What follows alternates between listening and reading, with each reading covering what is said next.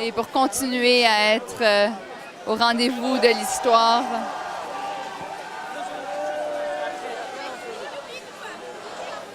Alors, on est ici avec Amir. Bonjour, Amir. Bonjour. Quel message as-tu aujourd'hui? D'abord, c'est un message très fort du mouvement étudiant qui a su préserver avec courage et dignité son unité, qui a su braver cette loi spéciale, parce qu'il faut le reconnaître, les forces policières aujourd'hui n'ont pas appliqué pour une deuxième journée de suite, ne se sont pas pliées à la loi 78. Le service de police de la Ville de Montréal est la première institution au Québec à avoir désobéi à la loi 78. Il faut que ce soit clair et je leur en remercie.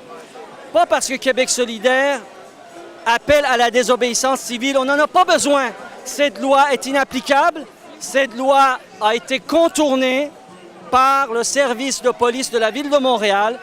Et aujourd'hui, on comprend donc qu'il y a des hommes et des femmes responsables, il y a des hommes et des femmes courageux, même au sein de la direction du service de police de Montréal, pour ne pas se laisser instrumentaliser et manipuler par le gouvernement déshonoré de Jean Charest.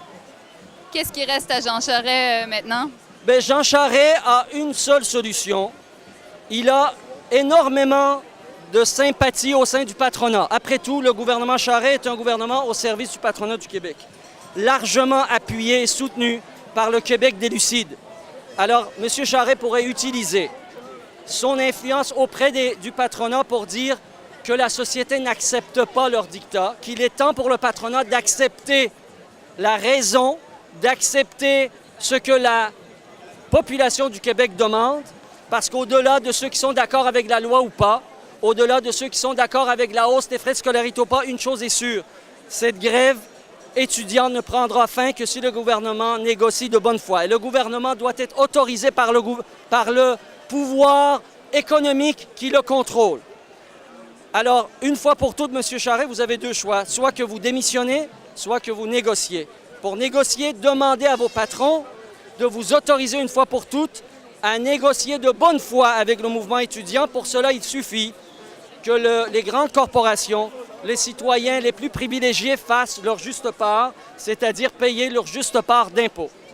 On a entendu les porte-paroles tantôt, Oui. pas les discours. On entendait dire que les syndicats devaient également, incluant les têtes des syndicats.